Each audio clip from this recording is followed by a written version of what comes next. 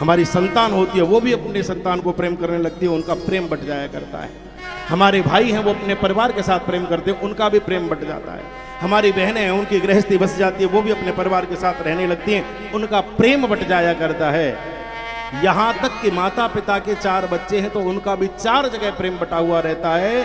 लेकिन एक पत्नी ऐसी होती है जिसका पति के प्रति प्रेम होता है, वो प्रेम कभी नहीं बटा करता है, कभी नहीं बटा करता है, कभी नहीं। और आजकल देखने में ये आता है कि सबसे ज्यादा आहत पत्नी की भावनाओं को कई बार अनजाने में व्यक्ति कर बैठता है, उसकी उपेक्षा कर बैठता है। अरे तुम क्यों बोलती हो, तुम बहुत बोलती हो बीच में, तुमको ज्यादा बात करने की आदत है, जाओ अपना जाकर के काम करो, बाहर की पंचायत से तुम्हें क्या लेना देना, चलो अंदर जाकर के बैठो, तुम सरबई खड़ी रहती हो, तुम ऐसा।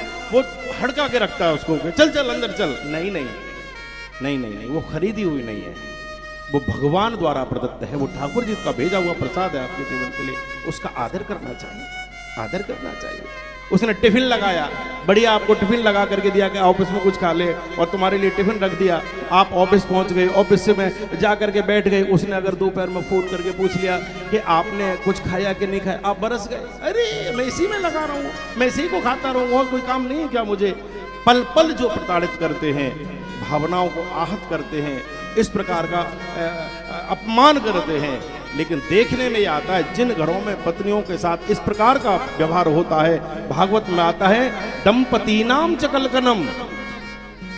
जो दंपति हैं, जो पति पत्नी हैं, जिनके बीच में कलह रहती है, नारद जी कहते हैं हे देव, मैं पृथ्वी पर गया तो मैंने देखा, क्या देखा, बोली मैंने देखा जाकर के श्यालको बुद्धिदायक, बड़ी विचित्र स्थिति, कन्या विकृणोलोहाद दंपति नाम च कलकनम।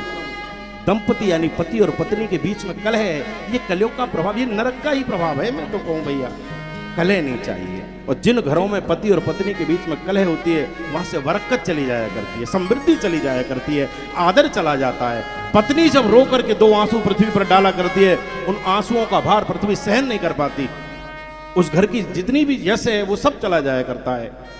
पत्नी की आंख में आंसू नहीं, सदैव मुस्कुराहट चाहिए। और जिस घर में पत्नी के गलत व्यवहार के कारण पति रो जाता है या पति परेशान रहता है, वहां भी बहुत बड़ी हानि हुआ करती है, वहां भी बहुत बड़ी हानि हुआ करती है।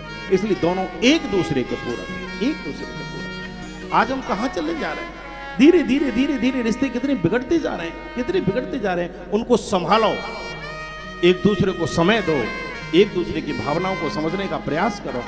कई बार ऐसा होता, नहीं जाएगी मायके, नहीं जाएगी मायके, नहीं जाएगी, हाँ ठीक है तुम्हारी बात सही है, नहीं जाएगी नहीं जाएगी। लेकिन एक बार इतना भी तो विचार करके देखो कि जो 18 साल 20 साल 22 साल 25 साल अगर किसी ने पाली है, किसी के घर पे रही है, वो कैसे उनके बिना रह पाएगी, वो कैसे उनको छोड़ सकती है। एक पशु भी आप पाल लेते हैं तो उसकी भी याद आती है, उसको दे देते हो 4-4 8-10 दिन, अच्छा नहीं लगा करता है। वो परिवार छोड़ करके आई है, परिवार छोड़ करके आई है। सामंजस्य चाहिए, पति और पत्नी के मध्य में सामंजस्य चाहिए, प्रेम चाहिए।